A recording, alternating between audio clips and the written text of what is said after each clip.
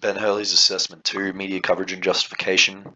For the second assessment, I covered the Wattle Day Festival in Mount Morgan on the 12th of September 2021. I created 5 posts for a Facebook page which emulated a social journalist covering the event, and the secondary coverage consisted of 2 photographs with accompanying caption. The story relies on proximity and impact, and to a lesser extent novelty, as its news values. Because it is a regional story, from a conventional angle it is only relevant to people in Mount Morgan and at best the CQ region. The original idea of the social media page was to pose as a social journalist who hypothetically partakes in travelling event coverage across Australia and maybe even abroad. Therefore, this coverage of Mount Morgan would only be one geographical puzzle piece in the page's reach. However, this idea was more or less scrapped when it was realized that there was no way to practically implement this. Still, the effects of this thinking are present in the coverage. Fortunately, there is evidence that social media is more effective at connecting local communities than is often credited. Carlson explains that although social media is best known for forming the global village, its power to connect geographically close people is significant when used properly. What was my approach to finding and covering the story? I started this assignment at an inopportune time so that there was not much happening in CQ. I knew that I wanted to do a community event broad enough to offer multiple angles without rehashing the same information. I looked at some notice boards and Facebook pages for local events and found out about the Wattle Day Festival on the Rockhampton Council website. Although this festival was fairly small scale, and its date was less than a week before the assignment's due date, it was the only real choice if I wanted a definite story with multiple angles. Going into the story, I honestly had no real plan besides taking photos of whatever caught my eye and talking to the people running the stalls. I was equipped with nothing but a smartphone, a notebook, and a smile. Actually getting the story was a matter of visiting whichever stalls I thought had character or visual interest. Each time I waited until there were no customers. Then I had a conversation with the stall person explaining my motives and asking them about themselves. Many times they were eager to give me their business cards and help me with their photos any way they could.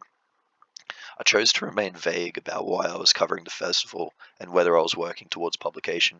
I didn't really tell anyone that I was just doing it for an assignment. I did this because I didn't want to bog down the conversation with specificities, and I also didn't want them to realize that talking to me would not actually net them any publicity.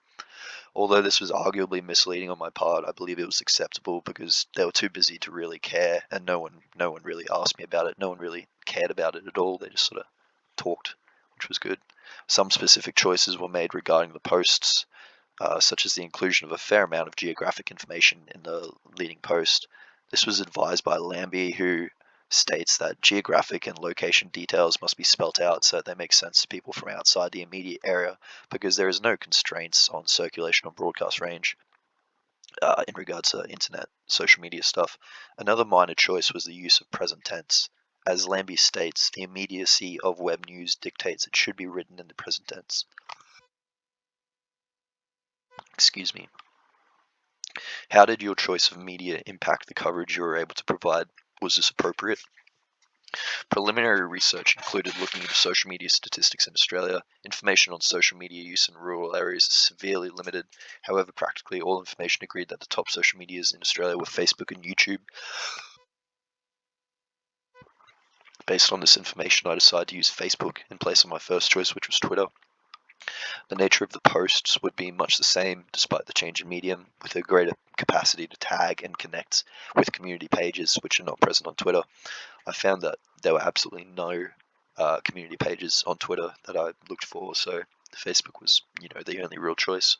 The second media channel, caption photos, was chosen because it would work well in conjunction with Facebook and would allow me to consolidate my efforts in capturing good images.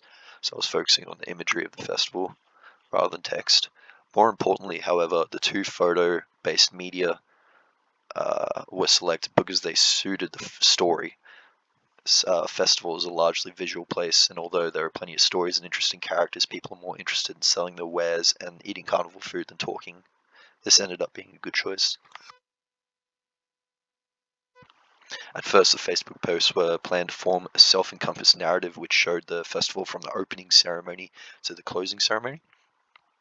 But when it came time to compile the content, it became pretty obvious that 5 posts wasn't enough to accomplish this sort of thing. Also, the opening and closing ceremony would have been boring in a social media context. Very boring. How did you apply the principles of social journalism?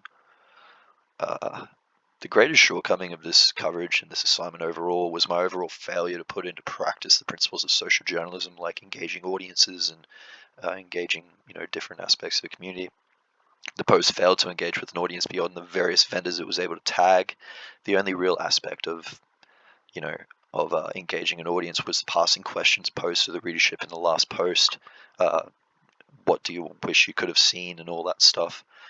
And the posts tagging off the Facebook pages belonging to various storefronts which were covered.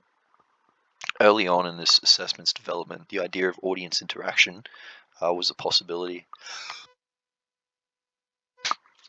The idea was to actively engage with social media audiences live on a live basis by asking them where to go, out of a range of options. Should I go to the slide? Should I go and pat the alpacas?